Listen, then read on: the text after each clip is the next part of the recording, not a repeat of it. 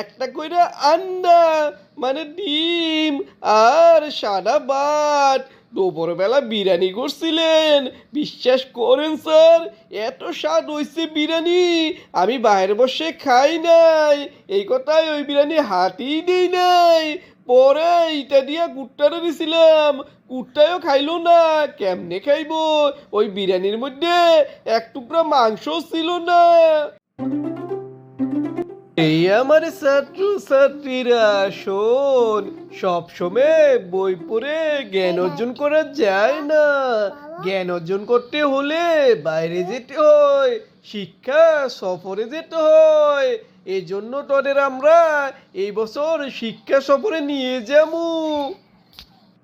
Sir sir, খুবই খুশির খবর। তাই এই বছর দানটা কত করবেন? না না না, মানে চান্দা কত ধরলেন স্যার? এই হারামজাদা কালু, কি কইতেছে কি কইতেছস? ওই তখন আমরা বাস্তবধর্মী শিক্ষা দেওয়ার লেগে শিক্ষা সফরে নেই, মাত্র 5,000 টাকা চান্দা দোষি। তুই জানোস তোদের নীতি আমাদের কি খরচ হয়?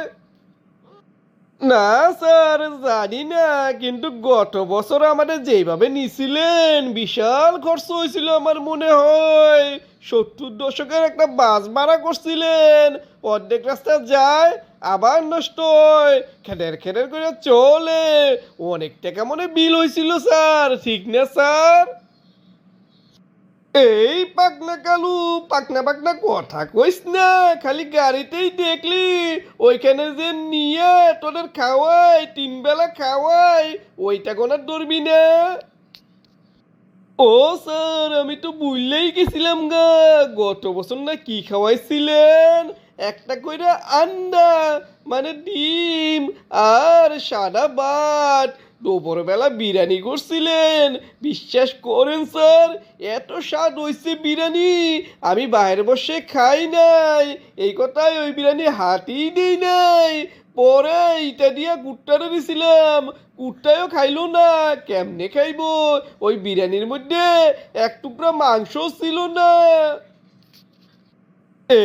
আমি বুঝতে পারছি আকার ইঙ্গিতে তুই আমারে অপমান করতেছিস, আমারে দান্দাবাজ কইতাছিস, দুর্নীতিবাজ কইতাছিস, ঠিক না?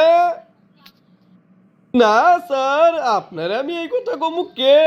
ও স্যার, আপনি না হয় 10-20 হাজার টাকা মারলেন, বন্ধু বান্ধব কয়েকজন লইয়া গেলেন, এটার জন্য তো আপনারা দুর্নীতিবাজ কয়া যায় না। লক্ষ লক্ষ কোটি টাকা দুর্নীতি কইরে এই দেশ চালাইতেছে, সেইটাই বলতে পারি না। আর আপনার এই কয়েক টাকার জন্য দুর্নীতিবাজ বলমু? না না স্যার, আপনি তো সলিড লোক স্যার, সলিড।